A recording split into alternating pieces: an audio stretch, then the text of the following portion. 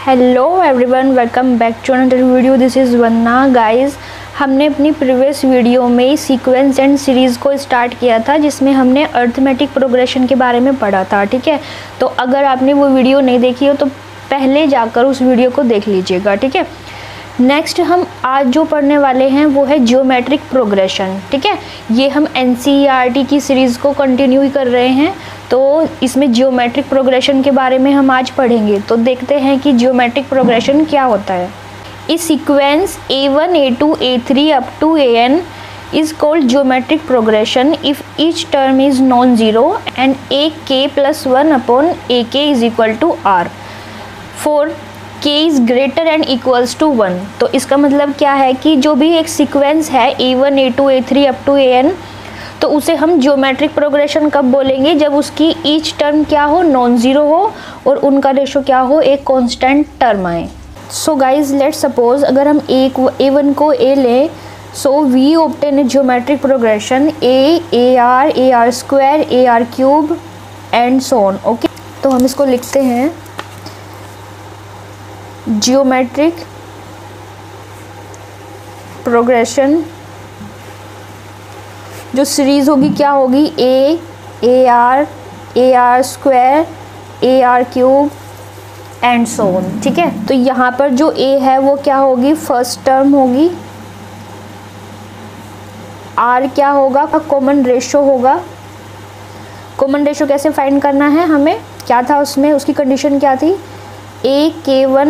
AK plus 1 upon AK, R के equal होता है। ठीक है, तो यहाँ पर हम AR लेंगे। AK प्लस 1 की वैल्यू AR है और AK की वैल्यू यहाँ पर A है, तो यहाँ से क्या आ जाएगा? Common difference R। ठीक है, तो ये होगी हमारी जियोमेट्रिक प्रोग्रेशन। यही गाइज यहाँ पर लिखा है। A हमारी फर्स्ट टर्म है, R हमारा कॉमन रेशो है, L हमारी लास्ट टर्म होगी और N क्या होगी? नंबर ऑफ टर्म्स होगी उस सीक्वेंस में। नेक्स्ट टॉपिक है हमारे पास जनरल टर्म ऑफ GP। तो जनरल टर्म हम कैसे फाइंड करेंगे GP की? हम सीक्वेंस लेते हैं A1 A2 A3 up to AN। ठीक है, तो यहाँ पर ये कोई फाइनाइट सीक्वेंस है जिसमें जब हम इसकी फर्स्ट टर्म फाइंड करेंगे, फर्स्ट टर्म क्या होगी? A1, जिसको हम क्या लिखेंगे? A, और इसे हम क्या लिख सकते हैं? AR टू पावर 1 माइनस 1, ऐसे हम इसको लिख सकते हैं। तो गाइज, वैसे ही अगर हमें इसकी सेकंड टर्म फाइंड करनी हो तो सेकंड टर्म क्या होगी? A2, जो कि हमारी सीक्वेंस में क्या होती है? AR, तो इसे हम लिख सकते हैं AR टू पावर 2 माइनस 1, इसे मैं ऐसे लिख सकते हैं। वैसे ही थर्ड टर्म को क्या लिख सकते हैं हम? A3 होगी AR स्क्वायर, इसे हम लिख सकते हैं AR टू पावर 3 माइनस 1। तो गाइज, आप यहाँ पर देख रहे हैं कि एक पैटर्न बन रहा है। वैसे ही अगर हमें nth टर्म निकालनी हो तो वो AN होगी AR to power N minus 1। nth term क्या हो जाएगी ऐसे ही? तो गाइज देखिए, यहाँ पर जो भी ये पैटर्न चल रहा है ये क्या है? जब हम फर्स्ट टर्म निकाल रहे थे तो R की पावर क्या थी? 1 माइनस 1 थी। सेकेंड टर्म निकाल रहे थे तो R की पावर 2 माइनस 1 थी। थर्ड टर्म निकाल रहे थे तो R की पावर 3 माइनस 1 होगी। वैसे ही अगर हम इसकी general term nth term find करेंगे तो कितना हो जाएगा? A into R to power N minus 1। ठीक है, यही इसकी क्या होगी? जनरल टर्म होगी, जनरल टर्म। ओके, तो ये जनरल टर्म फाइंड करने का फॉर्मूला है, आप इसको देख लेना। नेक्स्ट हमें दिया है this AGP can be written as AR AR square AR cube up to AR to power N minus 1। ठीक है, according as GP is finite और इनफाइनाइट। ठीक है, फाइनाइट क्या होगी? व्हेन GP इज फाइनाइट, तो हमारी GP क्या बनेगी? AR AR square up to AR to power N minus 1। और गाइज, अगर GP हमारी इनफाइनाइट हो तब सीक्वेंस क्या बनेगी? AR AR square up to AR to power N minus 1 up to infinity. ठीक है, तब हमारी जो सीक्वेंस होगी वो क्या होगी? इन्फिनिटी तक जाएगी। तो ये यहाँ पर लिखा था the series A plus AR square plus up to AR to power N minus 1 is called a finite और इनफाइनाइट ज्योमेट्रिक सीरीज़। तो सीरीज़ में क्या था, जब हम ये हमारी सीक्वेंस है, अगर इसी सीक्वेंस को हम एडिशन की फॉर्म में लिखते हैं तो वहाँ से क्या आ जाएगा, तो गाइस सीरीज़ क्या होगी, a plus A R square plus up to A R to power n-1। ये हमारी फाइनाइट सीरीज़ होगी और वैसे ही इनफाइनाइट सीरीज़ क्या होगी, अप टू इन्फिनिटी तक। तो गाइज नेक्स्ट है sum to n terms of a GP. जब हम किसी भी जीपी का सम फाइंड करना हो तो हम कैसे फाइंड करेंगे, ठीक है। So let the first term of a GP be A and the common ratio be R. तो यहाँ पर हम सम को Sn से रिप्रेजेंट करते हैं and the sum to first n terms of GP. Let suppose हमारे पास कोई सीरीज़ है a plus A R square plus A R cube plus up to A R to power n-1।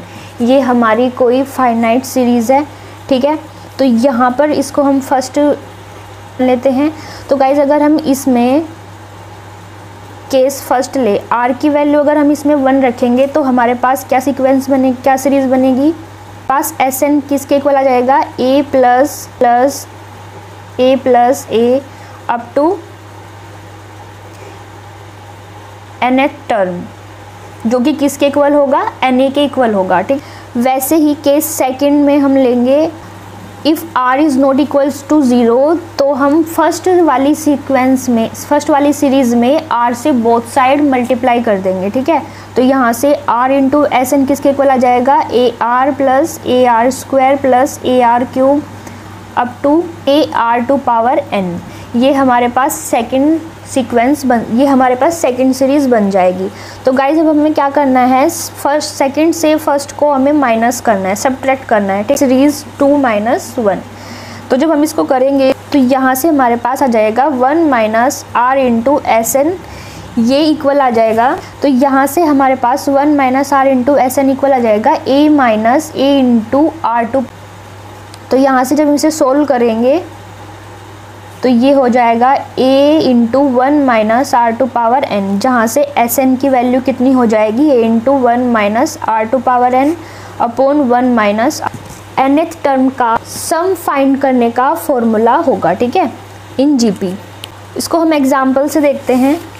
Find the 10th and nth term of the GP 5, 25, 125 and so on. तो हमें GP क्या given है, GP हमें given है 5, 25, 125 up to infinity.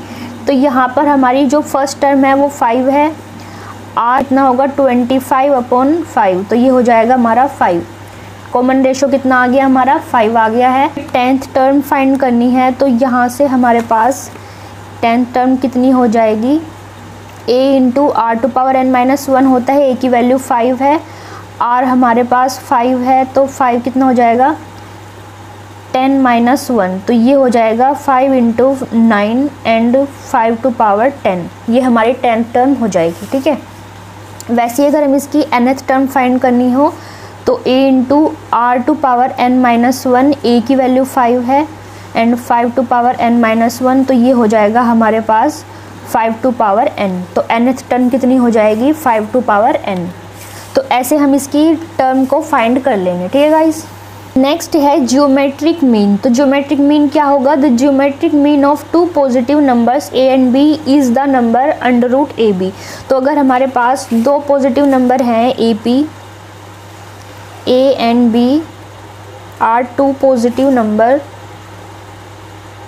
तो वहाँ से geometric mean कितना हो जाएगा, अंडर रूट ab, ठीक है। ये हमारा ज्योमेट्रिक मीन होता है, वही यहाँ पर हमें गिवन है। नेक्स्ट है हमारे पास relationship between arithmetic mean and geometric mean. तो अर्थमेटिक मीन और ज्योमेट्रिक मीन में क्या रिलेशन होता है वो हम यहाँ देखेंगे। Let a and g be a arithmetic mean and geometric mean of two given positive real numbers a and b। तो वहाँ से हम देखेंगे कि अर्थमेटिक मीन कितना होता है गाइज, अर्थमेटिक मीन होता है a प्लस b/2 और ज्योमेट्रिक मीन हमारे पास है अंडर रूट ab। तो यहाँ से हमारे पास arithmetic mean a plus b/2 है और g क्या है, हमारे पास ज्योमेट्रिक मीन है।